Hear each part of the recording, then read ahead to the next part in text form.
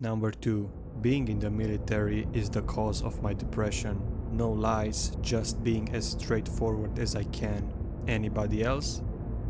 Being in MH treatment now for 4 months ongoing, last year for 1 month and the year before that for a couple of weeks. This year has been the worst and started taking prescription drugs to try and alleviate what I'm experiencing. I have been trying to figure this out for months, but I realized that the reason why the medication doesn't work, the reason why coping strategies don't help in the talk therapy, and the reason why the more I try to focus and pay attention to the symptoms and the etiology makes me realize that this whole lifestyle is fucking up my mind and state of being. I didn't know what was causing it for the longest time, but now I know why. I don't see the MH psychologist for a few weeks again, but when I do, how can I level this to him? I don't care if people hate me, I just can't do this anymore. I just don't belong in this environment. Every time I move, it takes me incredibly long to get settled in, and depression and anxiety seem to accompany it in its extremes. I respond by being antisocial and shying away from everyone, except for my spouse at home. Then the truism hit me, which I've been pondering for a long time. I am not a killer, and I can't hurt anyone. I have extreme aversion to guns and weapons. Not sorry, just the way I am. I don't want to be part of the kill chain, directly or indirectly. I don't want anything to do with destroying life or property. Don't want to apply as a CO because that takes forever. Especially as an officer, I don't feel that it's necessary. But how can I level these truthful feelings to the psychologist that I'm not getting along with it, and every year it gets worse and worse, and now I know for certain what it is that is bothering me to the core. My relationships have always been strained with my coworkers and sometimes immediate superiors, where there's always some kind of disconnect between us. I'm not going to commit suicide, but I can't keep living as a serf in this system that I don't believe in. I'd rather take a DD at this point if it gets me out, but I just want to be done. Oh, and heads up to you all, the MH providers aren't looking out for you. They're looking out for numbers, commander interests, making themselves look good for returning you to duty, major boards, etc. Your personal health and the need for your issues to be resolved by whatever means are not even on the totem pole of important things. It's all about making you function for the military. The longer I'm waiting, the worse it's becoming. I just don't know how to tell them because my spouse and I are alone, already isolated enough in this town in the middle of nowhere by the base. Once I reveal my feelings, I know everyone will look at me like scum and a traitor, which I am not. I just don't have what it takes to do this. Practical advice please, no ad hominem attacks.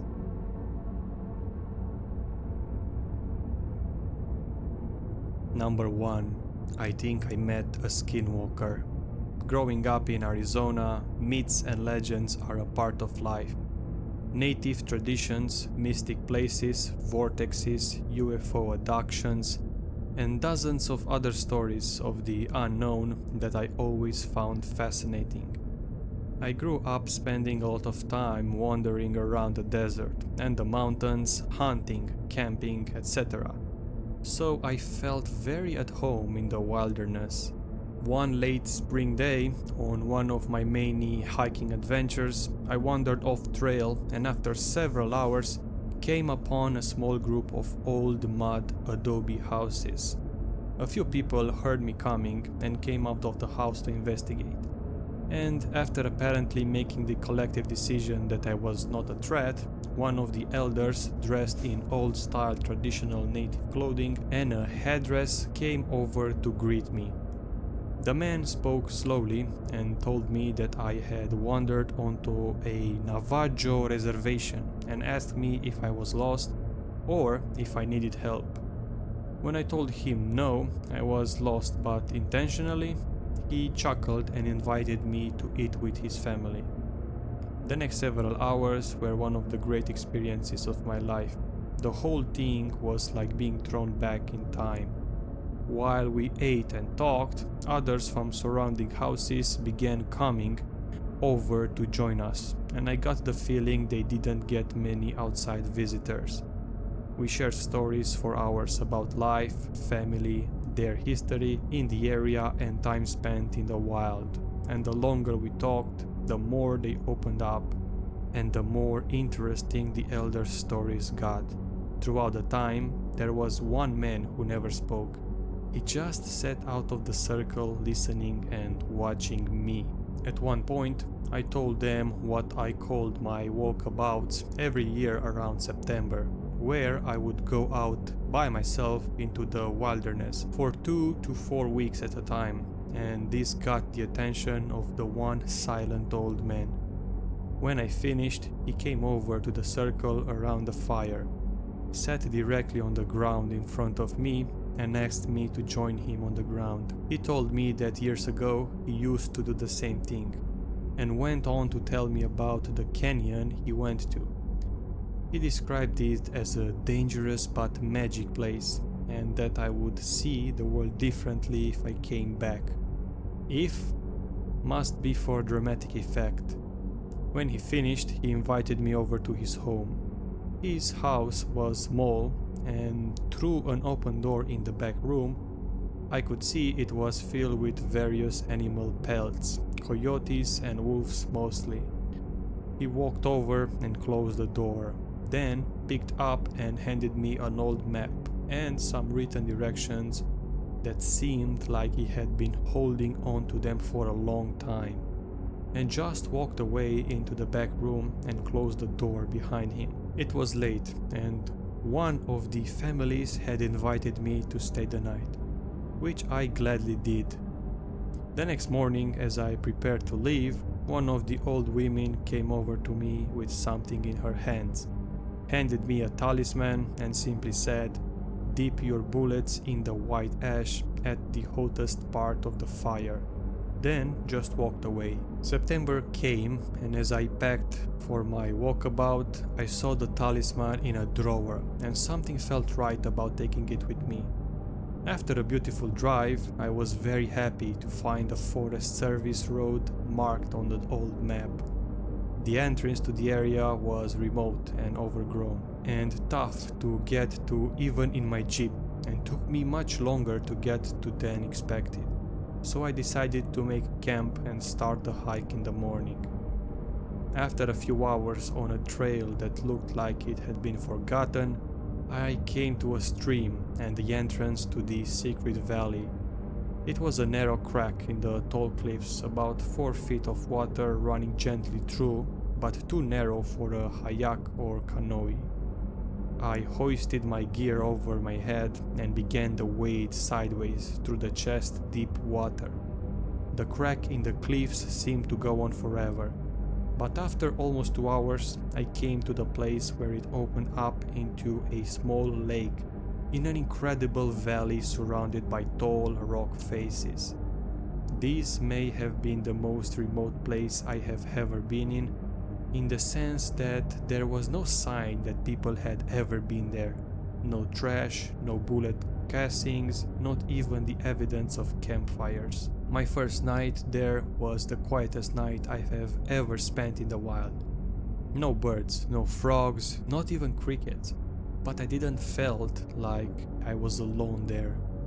In the morning after breakfast, I headed out on my first exploratory hike to explore my new home for the next couple weeks. After being stalked by a mountain lion on a hike about 10 years ago, I make a point of now bridging a pistol with me when I'm out wilderness hiking. After some looking around, I found a narrow path that appeared to be a game trail that lead up to the side of one of the cliffs and towards what looked like caves from the canyon floor. I made my way up to them and came upon an entrance that was much larger than it appeared from below. I made some noise to alert any possible animals I was there and made my way inside.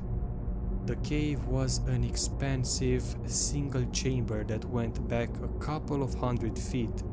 As I walked, I inspected as much as I could see with my light, but there was no tracks of any kind in the dirt besides mine, so I decided I was alone in there and pushed on towards the rear of the cave. As I came around the last bend in the cave and approached the end, my headlamp panned across a large pile of bones, some animal, some human, and a very old-looking small candle, sitting on a natural stone shelf. This is the first thing that has scared me in as long as I can remember, but focusing my wits, I remembered that there was no other tracks in the cave and figured it was all from a long time ago. I was still a little uneasy as I exited the cave and was ready to get back to camp. As I came out in the light, about 75 feet away, there was the largest wolf I have ever seen that looked like it was coming down from standing on its hind legs. It dropped down to all fours on a rock and just began staring at me, not growling or baring its teeth, just staring. I pulled my 45 and fired 2 shots off to the side of it to scare it away. But it didn't even flinch. Not only have I never seen a wolf in this part of northern Arizona, but I have never seen a wild animal that did not at least flinch at the sound of a gunshot. We both stood there staring at each other for a moment.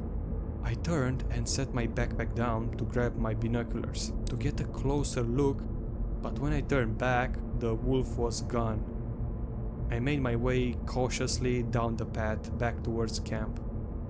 I have encountered wolves before, and usually it's not one wolf you can see that should worry you, it's the ones you can't see, so I was extra cautious for the return trip.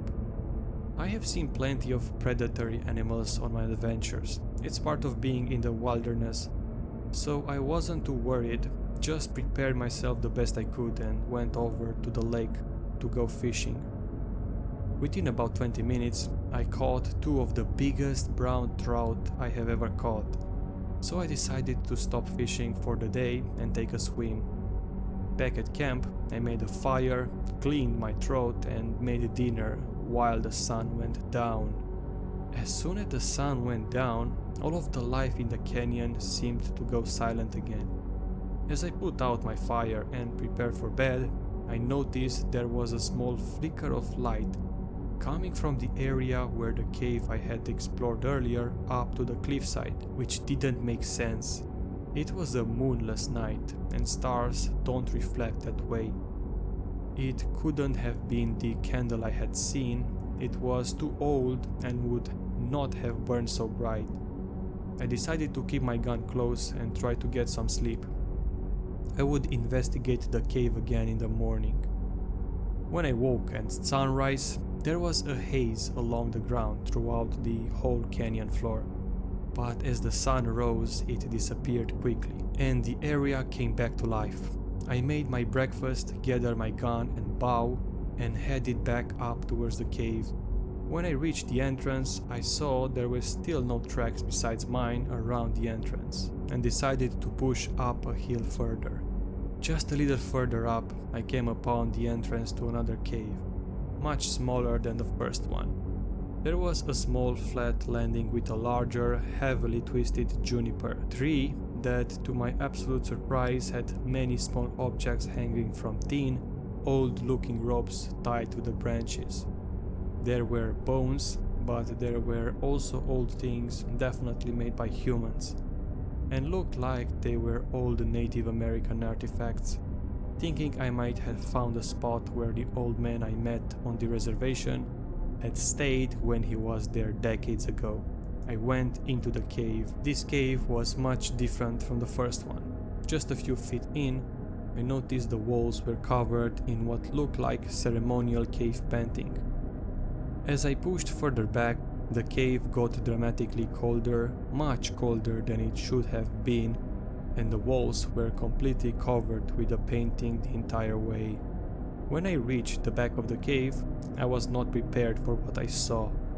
There was what looked like an old altar made of wood and bones. As I looked around, I saw that a little before the back of the cave, there was another shaft in the ceiling that went up, and on a ledge about 25 feet up sat the small figure of what appeared to be a woman. She was small and pale, with her face painted white and wearing something like a crown made of woven branches with two small antlers at the front.